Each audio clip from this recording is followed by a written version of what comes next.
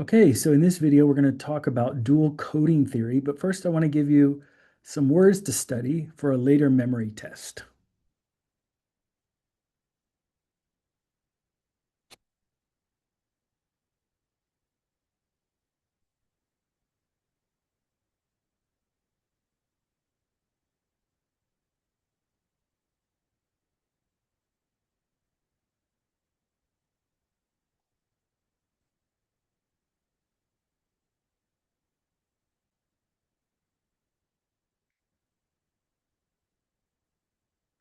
Okay, so now I'm going to talk about a study that was done uh, to talk about dual coding theory. So in this study, participants would see items either as words or as pictures. So you'd see the word house, or you would see the picture of a house, right? Or you would see the picture of a word, the picture of frog, or the actual word frog.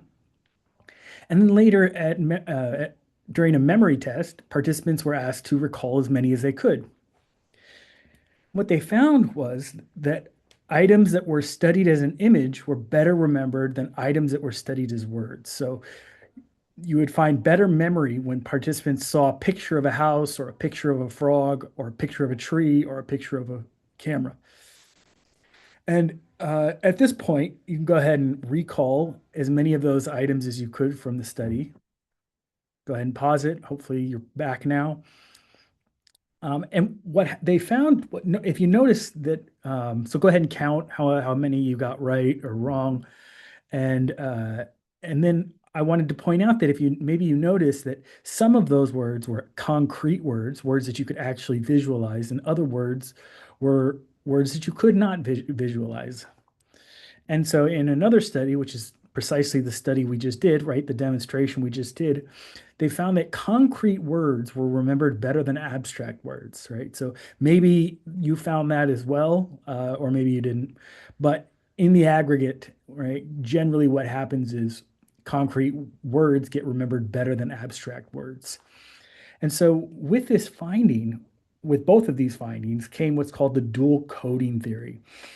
And basically, you have verbal and nonverbal stimuli that go into our sensory systems, and then they make connections to different types of representations in different types of systems. So they posit, right? The theory asserts that there's a verbal system and a nonverbal system, and information can sometimes be processed by both systems. For example, in this example, right, they would say that images are more likely to be encoded by both systems than words, right? So if you see a picture of dog, you're likely to say dog in your head is the idea, right?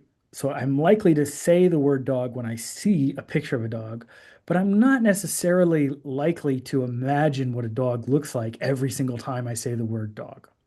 That's the key, right? And so this suggests that, and so yeah, basically you're using two codes instead of one, right? The code of the verbal system and then the code of the visual system or the imagistic system. And because images are more likely to be encoded by both systems than words, images get encoded or two codes, right?